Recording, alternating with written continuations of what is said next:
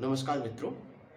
स्वामी विवेकानंद जी का नाम जगत प्रसिद्ध है और इस जगत की प्रसिद्धि के नाम के पीछे एक और भी स्थान है, वो है राजस्थान प्रांत का खेतरी कस्बा। यहाँ से स्वामी जी का गहरा लगाव रहा है। राजा बहादुर अजीत सिंह जो उनके शिष्य भी थे और परम प्रिय मित्र भी थे, उनका उनके साथ में गहरा नाता था। इस नाते को कौन नहीं जानना चाहेगा। जब हम इसे जानते हैं तो और जानने की उत्कंठा हमारे अंदर उत्पन्न हो जाती है। मैं रमाकांत वर्मा विवेक वर्ल्ड पावर चैनल में आपका स्वागत करता हूं। मित्रों, यदि आप इस चैनल में नए हैं तो आपसे रिक्वेस्ट है कि इस चैनल को सब्सक्राइब कीजिए और स्वामी जी के प्रति अपने सम्मान को भी व्यक्त कीजिए। मैं आज आपको लिए चलता हूं अजीत विवेक म्यूजियम के उस भाग में जहां से सायंकाल में, तब जब तारे टिमटिमाने लगते हैं, तब शानदार लाइट एंड साउंड शो का आयोजन होता है। और ये लाइट एंड साउंड शो आज की वर्तमान की शानदार तकनीक को तो दिखाता ही है, साथ ही साथ अध्यात्म और तकनीक का जो सुंदर सामंजस्य देखने को मिलता है, जो प्रेरणा मिलती है, वो देखने योग्य होती है। तो आइए।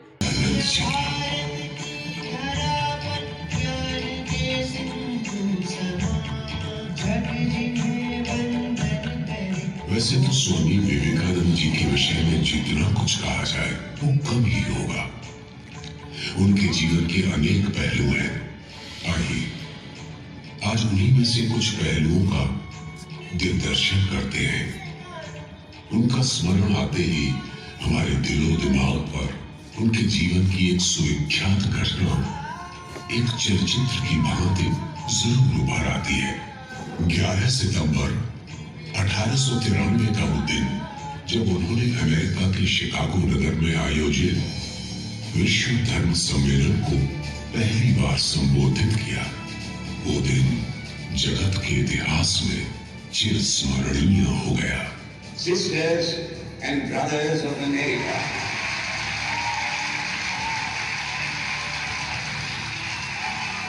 अपने उस सुप्रसिद्ध व्याख्यान के बाद वे समस्त भारतवासियों के साथ साथ सारी दुनिया के दिलो दिमाग में भी छा गए।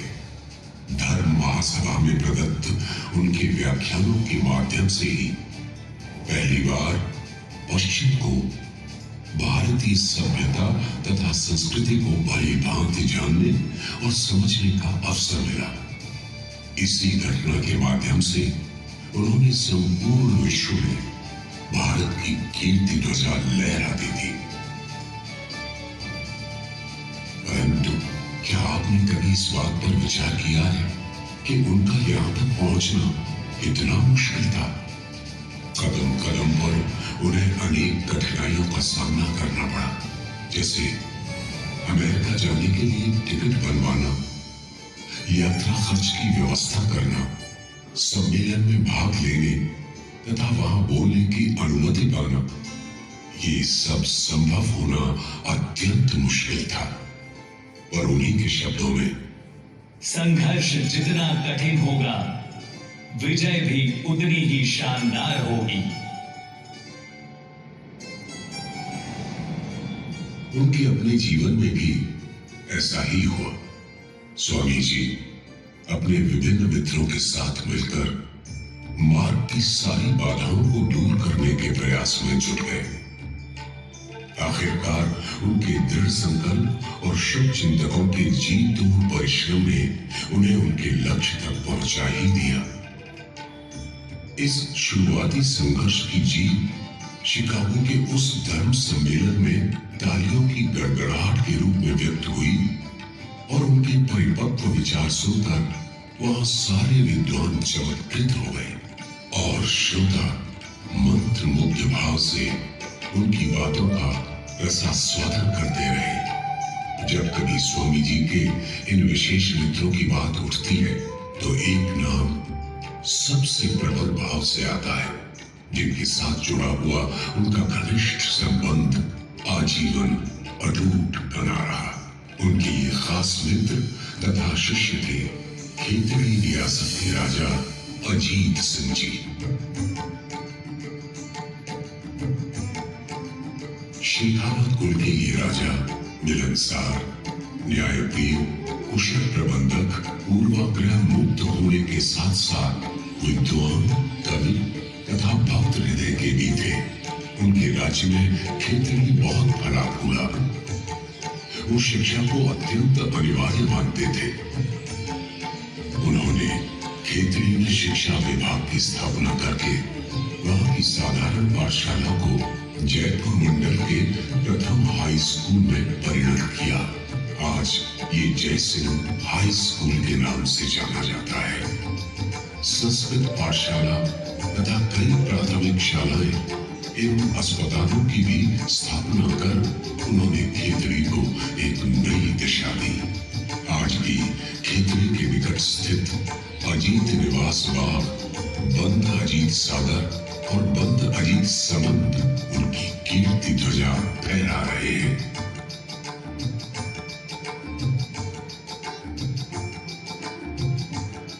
राजा जी के जीवन का सबसे महत्वपूर्ण और प्रभावशाली अध्याय थे स्वामी विवेकानंद। आइए स्वामी जी द्वारा राजा जी को लिखे गए कुछ पत्रों पर नजर डालते हैं, जिनमें उन्होंने लिखा है कि इस जीवन में मैं आपको ही अपना एक लौता मित्र समझता हूँ। किसी विशेष काल में कुछ विशेष व्यक्तियों का जन्म एक साथ मिलकर कुछ विशेष कार्य करने के उद्देश्य से होता है। अजीत सिंह और मैं दो ऐसी आत्माएं हैं जिन्होंने मानव समाज के कल्याण हेतु एक महान कार्य में परस्पर सहयोग करने के लिए जन्म लिया है। मैं उनसे प्रेम किए बिना नहीं रह सकता और वे मुझसे प्रेम किए बिना नहीं रह सकते। ये पिछले जन्म का संबंध है। हम एक दूसरे के सहायक और परिपूरक हैं।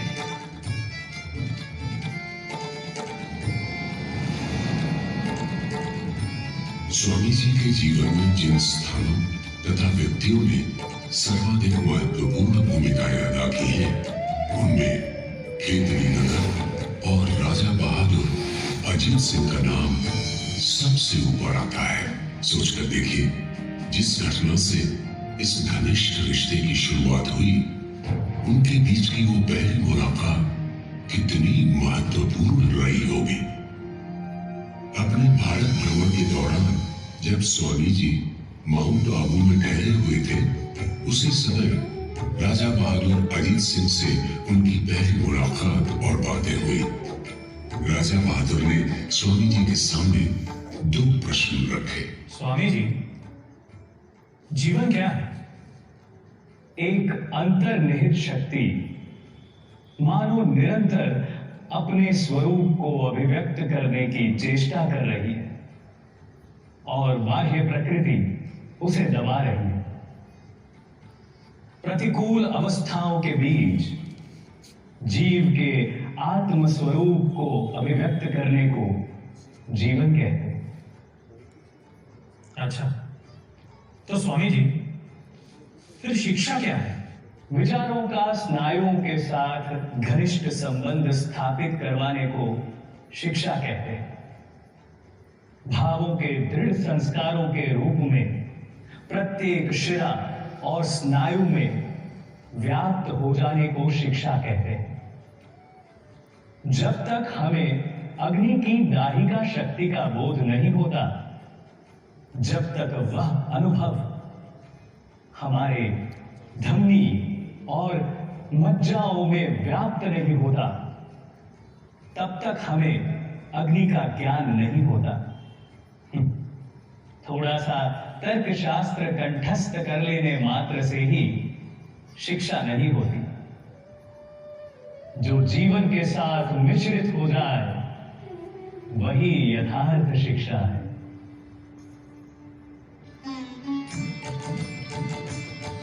प्रश्नों के समुचित उत्तर पाकर सदा के लिए राजा बहादुर स्वामी जी के अनुरागी हो गए और सच कहें तो उनका ये प्रथम परिचय ही एक सुदृढ़ प्रेम के बंधन में परिणत हो गया। राजा बहादुर अजीत सिंह स्वामी जी के व्यक्तित्व तथा विचारों से इतने मुग्ध हो गए कि उन्होंने स्वामी जी को खेतड़ी में स्थित अपने महल में आकर कुछ काल निवास करने का आग्रह किया। स्वामी जी राजी हुए और राजा बहादुर के साथ ही यात्रा करके 1891 ईस्वी में ही पहली बार खेतड़ी पधारे। खेतड़ी में आगमन के कुछ ही दिनों बाद राजा अजीत सिंह स्वामी जी से मंत्र दीक्षा लेकर उनके शिष्य हो गए और ये गुरु शिष्य संबंध अत्यंत घनिष्ठ एवं मधुर था। स्वामी जी से राजा जी ने भौतिक विज्ञान, रसायन एवं खगोल विज्ञान की शिक्षा ली और स्वामी जी ने खुद खेतड़ी के संस्कृत विद्यालय में अष्टाध्यायी ग्रंथों का अध्ययन भी किया। कहते हैं कि कभी कभी शिक्षक एवं शिष्य खगोलीय विद्याध्ययन में इतने तल्लीन हो जाते थे कि वे कई रात दूरबीन पर चले रहते थे और राजस्थान के रहस्यपूर्ण अंधकार में स्वच्छ आकाश का सूक्ष्म परीक्षण किया करते थे। अजीत सिंह एक महान गुणग्राही थे। उनके दरबार में बड़े बड़े विद्वानों तथा कलाकारों को आश्रय प्राप्त हुआ करता था। वे स्वयं ही एक अति कुशल वीणा वादक थे। उन्होंने अनेक भजन, गीत तथा कविताओं की रचना भी की थी। ये एक सर्वविदित तथ्य है कि स्वामी जी भी एक उच्च कोटि के गायक थे। अतः सहज ही समझा जा सकता है कि ये दोनों महान आत्माएं संगीत के गूढ़ क्षेत्र में भी चर्चाएं किया करती थी। राजा अजीत सिंह द्वारा रचित ठोरी शैली का ये भजन स्वामी विवेकानंद जी को बड़ा प्रिय था और वे उसे अक्सर गाया करते थे।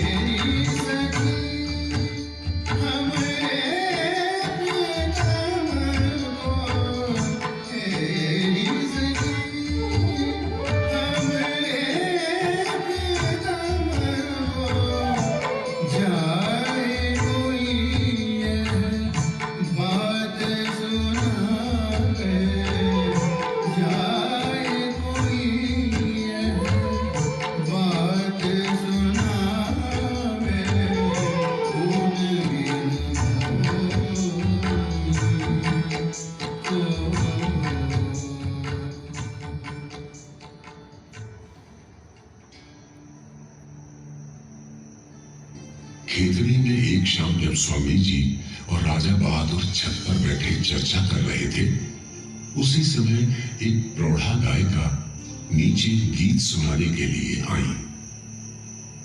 जैसे ही उन्होंने गाना शुरू किया, वैसे ही स्वामी जी वहां से उठकर चले गए। ये देखकर वो गायिका स्वामी जी की असहजता को भांप गई और करुण स्वर में उन्होंने सूरदास जी का ये भजन गाया।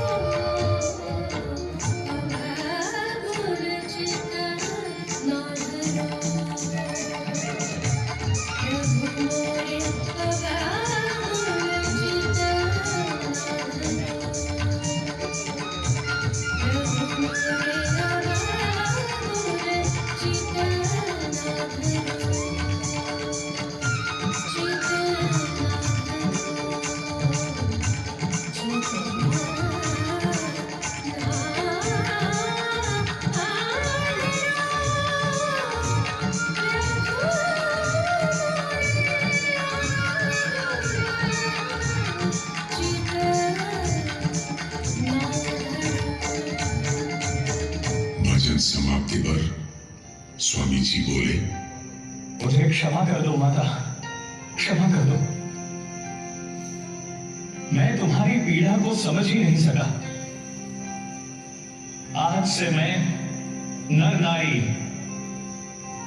और ऊंच नीच के बीच भेदभावों के संस्कारों से मुक्त हो गया हूं।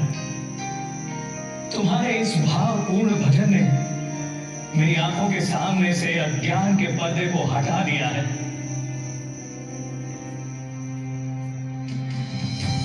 अपनी जीवन यात्रा के दौरान स्वामी जी कुल 3 बार खेतड़ी पधारे थे। खेतड़ी में उनके तीनों बार आगमन में से 1891 में हुई उनकी पहली यात्रा को समृद्धि यात्रा, 1893 में हुई दूसरी को आशीष यात्रा और 1897 में हुई तीसरी यात्रा को अभिनंदन यात्रा के रूप में प्रस्तुत किया जा सकता है। उनकी पहली यात्रा की झलक हम शुरुआत में ही पा चुके हैं। 1893 में राजकुमार जयसिंह के जन्म का उत्सव था। शेखावटी में पहले कभी किसी ने ऐसा समारोह नहीं देखा था। खेतड़ी के राजप्रासाद में बड़ी धूम मची हुई थी। अनेक राजाओं तथा नवाबों के साथ ही साथ वहां विद्वानों, संगीतज्ञों, कवियों तथा याचकों का भी जमावड़ा एकत्र हुआ था। राजा जी के लिए ये सारा उत्सव बिना स्वामी जी के अधूरा सा था। अतः उनके आग्रह करने पर स्वामी जी इस जन्मोत्सव में सम्मिलित होने को तथा नन्हे से कुमार को आशीर्वाद और शुभकामनाएं देने खेतड़ी पर आए। ये थी उनकी दूसरी खेतड़ी यात्रा। उन दिनों स्वामी जी अमेरिका जाने की तैयारी में व्यस्त थे, तो भी वे राजा जी का सप्रेम आग्रह टाल नहीं सके। इस यात्रा के दौरान दोनों के बीच स्वामी जी की अमेरिका यात्रा विषयक कुछ कठिनाइयों पर भी चर्चा हुई। स्वामी जी हमेशा कहते थे, एक समय आता है जब मनुष्य अनुभव करता है कि थोड़ी सी मनुष्य की सेवा करना लाखों जप ध्यान से कहीं बढ़कर है। राजा जी ने अपने मित्र की इस चुनौती, इस वित्तीय अभाव को समझते हुए स्वेच्छापूर्वक अपने गुरुदेव की इस यात्रा की पूरी व्यवस्था की जिम्मेदारी अपने ऊपर ले ली और अपनी सेवा प्रदान की।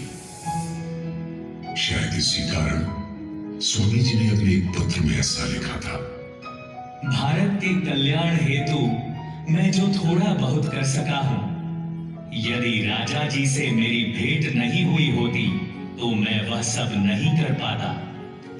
खेतड़ी नगरवासी स्वामी जी के प्रति बड़ी श्रद्धा, प्रीति तथा सम्मान का भाव रखते थे। वे राजा जी के साथ जैसा स्नेहपूर्ण आचरण करते थे, वैसा ही उनका वहां के सभी लोगों के साथ प्रेम संबंध जुड़ गया था। 1897 ईस्वी के 12 दिसंबर का दिन खेतड़ी के लिए एक बड़ा ही स्मरणीय दिन बन गया। इस दिन स्वामी जी ऐतिहासिक शिकागो धर्म सम्मेलन से लौटने के बाद खेतड़ी पधारे और ये थी अभिनंदन से भरी उनकी तीसरी खेतड़ी यात्रा। उस समय पूरा खेतड़ी नगर उत्साह और आनंद से मतवाला हो गया था। ये गरिमामय हर्षोल्लास की मध्य मरुस्थल में आध्यात्मिक प्रेरणा की धारा बहाना मानो उनकी तीसरी खेतड़ी यात्रा का नैसर्गिक विधान था। उनके स्वागत में भोपालगढ़, फतेह विलास महल, सुख महल के साथ पूरा खेतड़ी देसी घी के दीपकों से जगमगा उठा। 12 दिसंबर 1897 को खेतड़ी के पन्ना लाल शाह तालाब पर प्रीति भोज देकर स्वामी जी का भव्य स्वागत किया गया। 2011 से लेकर आज तक 12 दिसंबर का ये ऐतिहासिक दिवस खेतड़ी विरासत दिवस के रूप में धूमधाम से मनाया जाता है।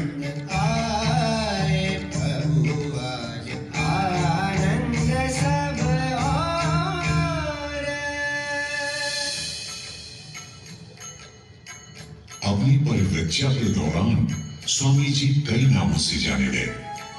विविदिशानंद, विवेकानंद, सच्चिदानंद।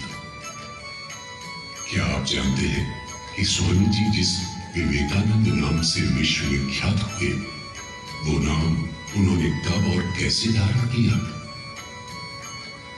जो भगवा पगड़ी और वस्त्र वे पहनते थे, क्या उसके पीछे के वृत्तांत से आप परिचित हैं?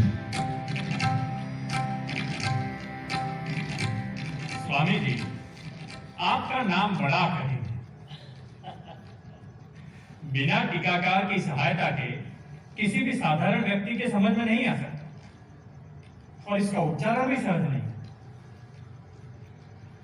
और इसके अतिरिक्त अब तो आपका विविदिशा काल भी समाप्त हो चुका है। अच्छा, तो फिर राजा जी आप ही बताइए, आपको कौन सा नाम पसंद है? मेरी समझ में आपके योग्य एक नाम है, विवेकानंद।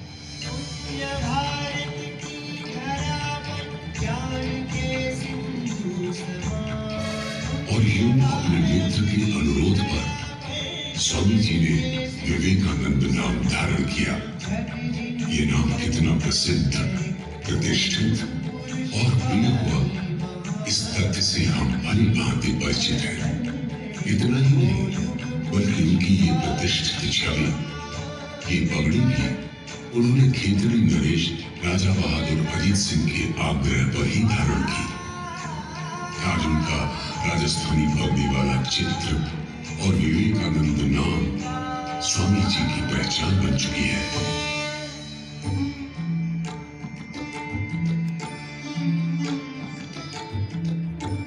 ये मित्रता, ये संबंध सिर्फ एक दूसरे तक सीमित नहीं था। एक समय था जब स्वामी जी दो संसारों के बीच खड़े थे।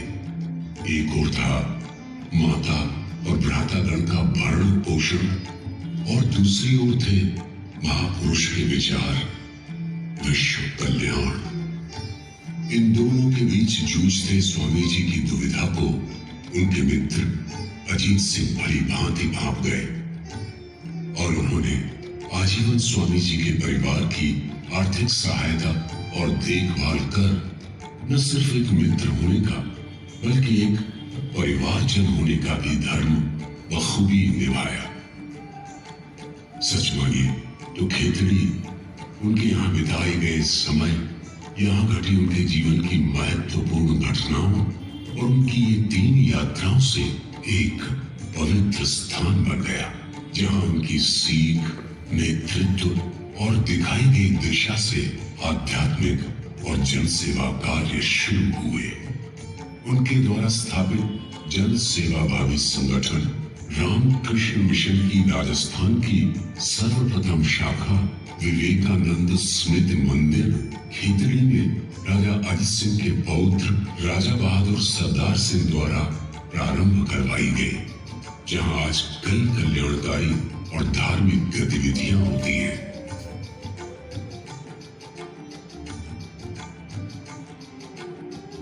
स्वामी जी की स्मृति से परिपूर्ण ये जगह, जहां वे अपनी खेतड़ी यात्रा के दौरान ठहरा करते थे, वहां अजीत विवेक संग्रहालय स्थापित किया गया। ये कमरा जो आप देख रहे हैं, अपनी खेतड़ी यात्रा के दौरान स्वामी जी अक्सर यही ठहरा करते थे और यहीं पर राजा जी के साथ उनकी आध्यात्मिक चर्चाएं भी हुआ करती थी। इसी कक्ष को आगे चलकर ध्यान कक्ष में परिवर्तित किया गया। इन दोनों महान आत्माओं द्वारा एक दूसरे को लिखे गए अनेक पत्र उनकी इस अनूठी आत्मीयता के साक्षी हैं। ये पत्र आज भी बेलूर रामकृष्ण मिशन संग्रहालय में संजो कर रखे गए हैं।